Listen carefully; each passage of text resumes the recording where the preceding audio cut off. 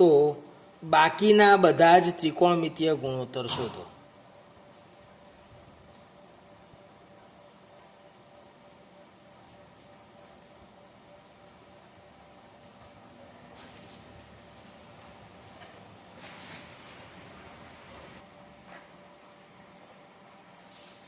તો જુઓ, અહીંયા આગળ એક કાટકોણ ત્રિકોણ લીધો છે,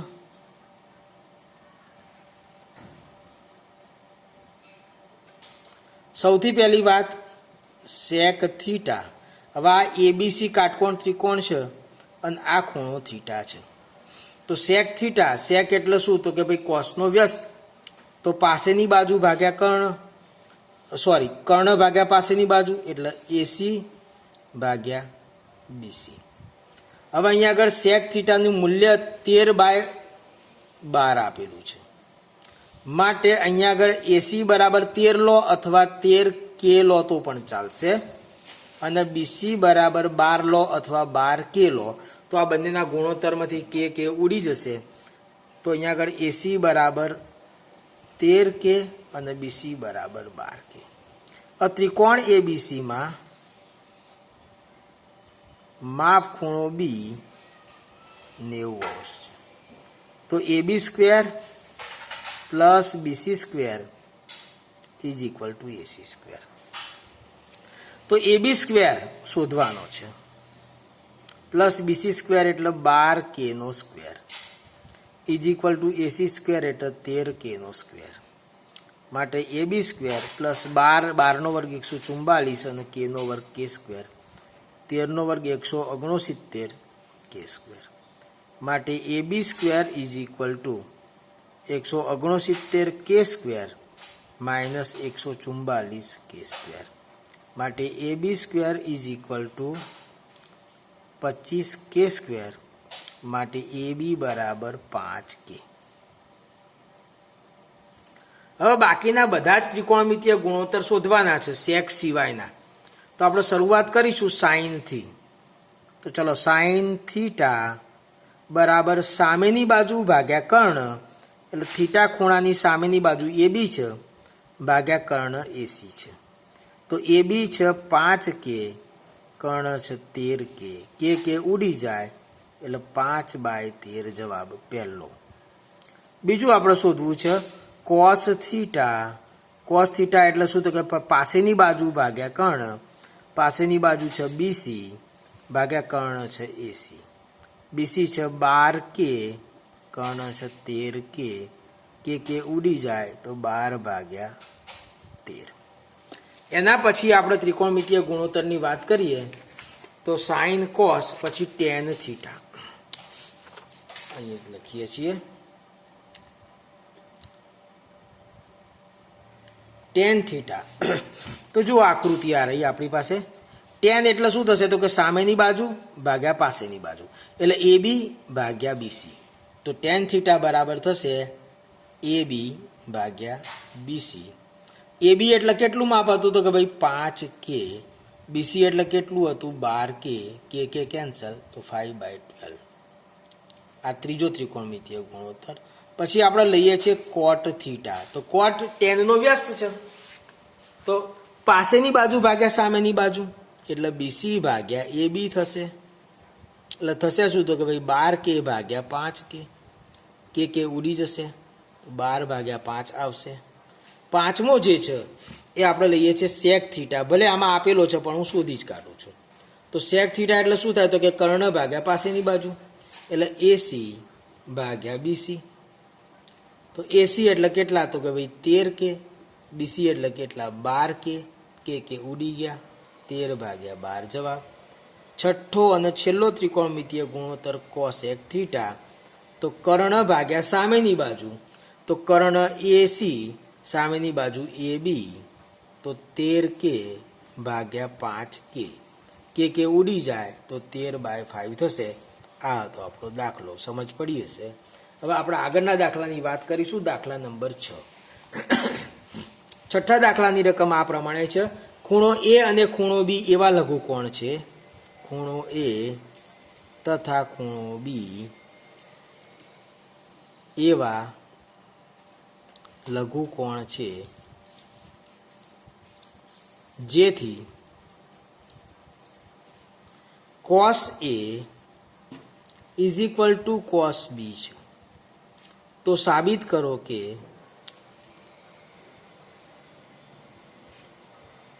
ખૂણો A બરાબર ખૂણો B.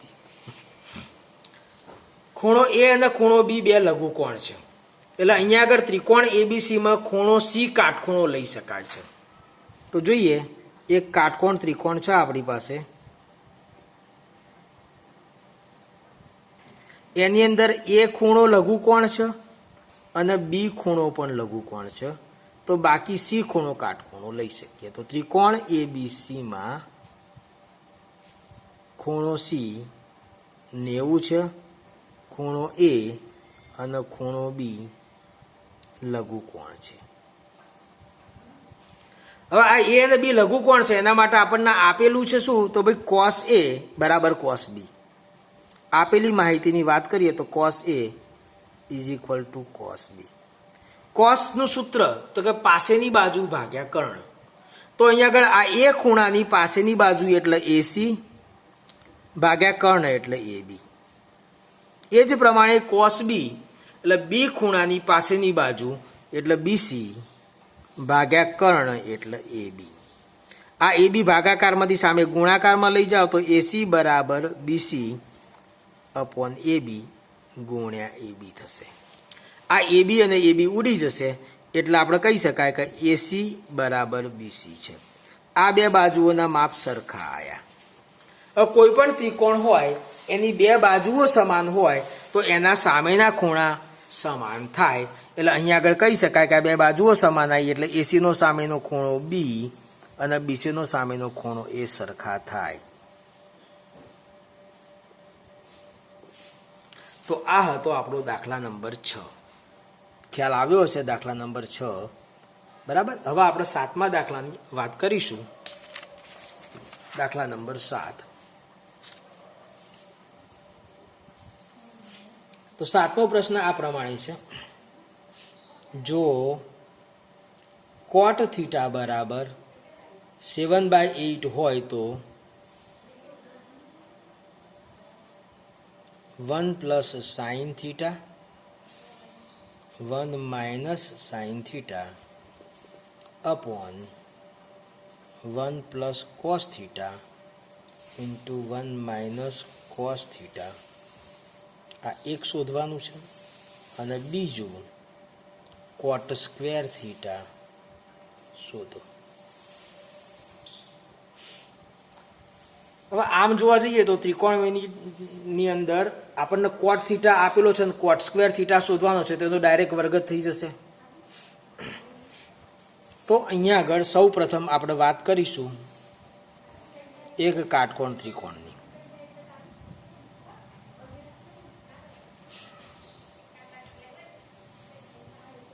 એની અંદર એક ખૂણો સી છે જે થીટા લઈએ છીએ. તો કોટ થીટા બરાબર 7/8.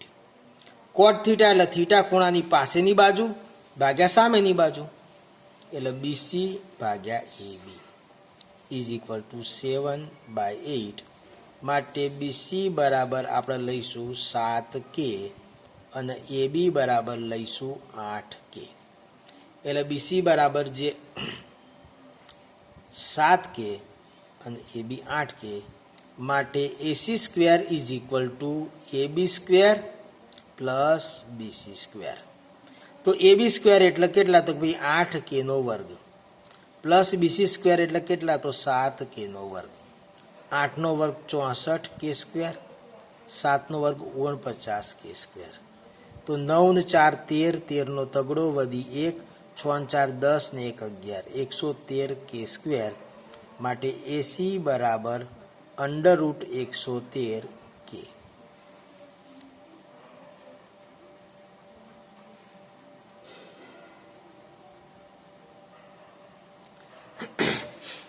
હવે આપણે અહીંયા આગળ જે કિંમતો શોધવાની છે અને એને મૂકવાની છે એની વાત કરીએ તો સૌ પ્રથમ હું સાઇન થીટા શોધું છું. તો સાઇન થીટા એટલે સામેની બાજુ ભાગ્યા કર્ણ, એટલે અહીંયા કહી શકાય કે AB ભાગ્યા એસી. તો એ બી કેટલો તો કે ભાઈ 8k ભાગ્યા એસી કેટલો તો કે √113k. આ કે ઉડી જાય એટલે 8/√113.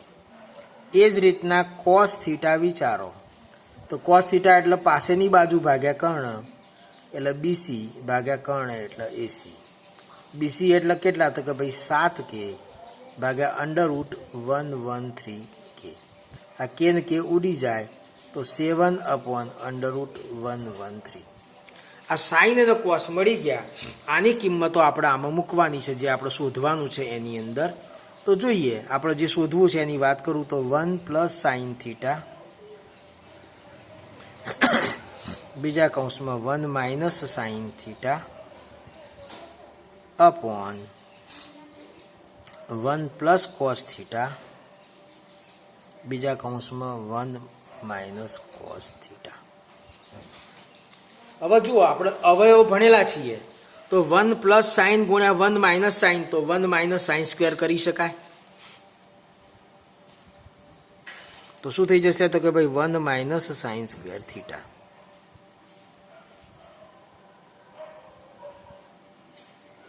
અને એ જ રીતના 1 + કોસ ગુણ્યા 1 - કોસ તો 1 - કોસ સ્ક્વેર થીટા. તો 1 - સાઈન સ્ક્વેર થીટા એટલે 64 ભાગ્યા 113.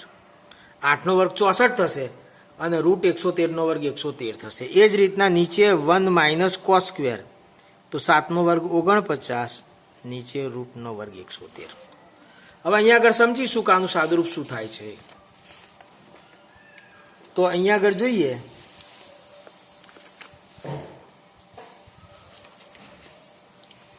તો ઇઝ ઇક્વલ ટુ 113 લસા થશે તો 113 ઓછા 64 નીચે 113 લસા ભાગ્યા 113 ઓછા 49 નીચે 113 લસા. 113 ઉડી જાય તો 113 માંથી 64 જાય તો 49 રહેશે અને 113 માંથી 49 જાય તો 64 રહેશે. આ આપણું પહેલું પરિણામ થઈ ગયું. બીજું શોધવાનું છે એ છે કોટ સ્ક્વેર થીટા શોધવાનું છે.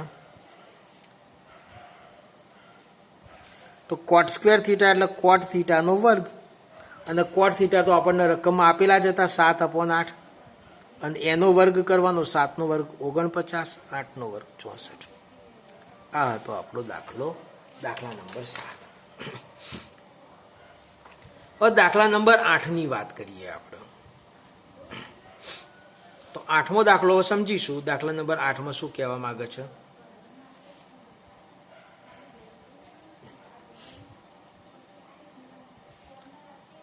ત્રણ cot A is equal to 4 હોય તો નક્કી કરો કે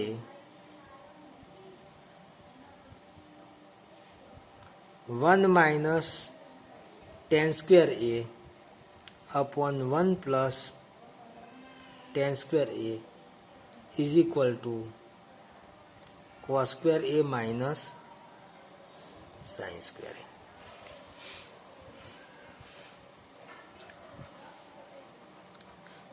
तो જોઈએ અહીંયા 3 કોટ એ બરાબર 4 છે.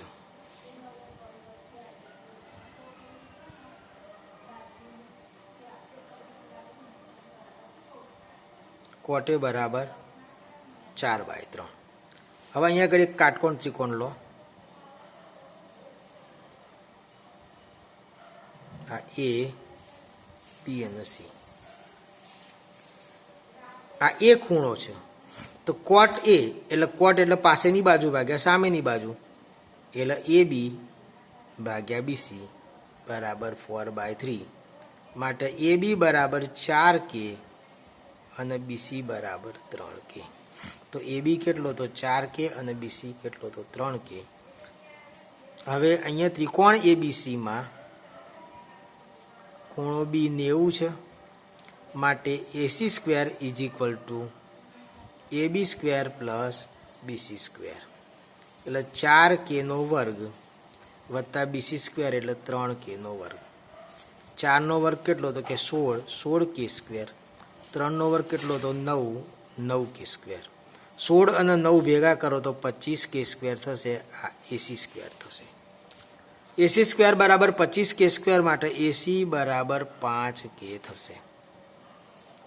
હવે આપણે જે શોધવાનું છે એની ડાબા અને જબાની વાત કરીએ તો ડાબા અને જબા માટે પહેલાં તો tan A શોધીએ. તો tan A એટલે એ ખૂણાની સામેની બાજુ ભાગ્યા પાસેની બાજુ એટલે BC ભાગ્યા AB. તો BC કેટલો હતો કે 3k ભાગ્યા AB કેટલો હતો તો 4k. તો આપણને tan મળશે 3/4 tan A. હવે આ જ કિંમત આપણે મૂકવાની થશે ડાબામાં, પણ સાથે સાથે આપણે cos A અને sin A પણ શોધી કાઢીએ.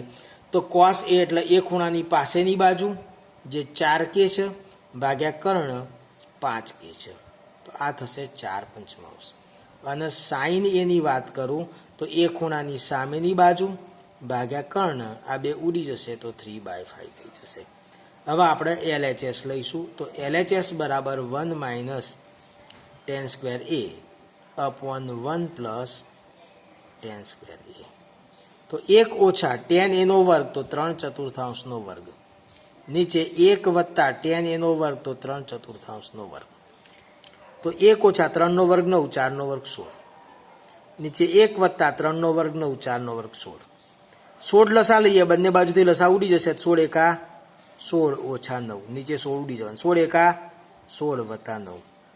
તો 16માંથી 9 જાય તો 9 ને 1 10 ને 6 16 7 upon 25. હવે આપણે RHS લઈએ. તો RHS બરાબર શું છે તો ભાઈ cos² A minus sin² A. તો cos² A એટલે 4/5 નો વર્ગ ઓછા sin² એટલે 3/5 નો વર્ગ. તો 4 નો વર્ગ 16, 5 નો વર્ગ 25, 3 નો વર્ગ 9, 5 નો વર્ગ 25.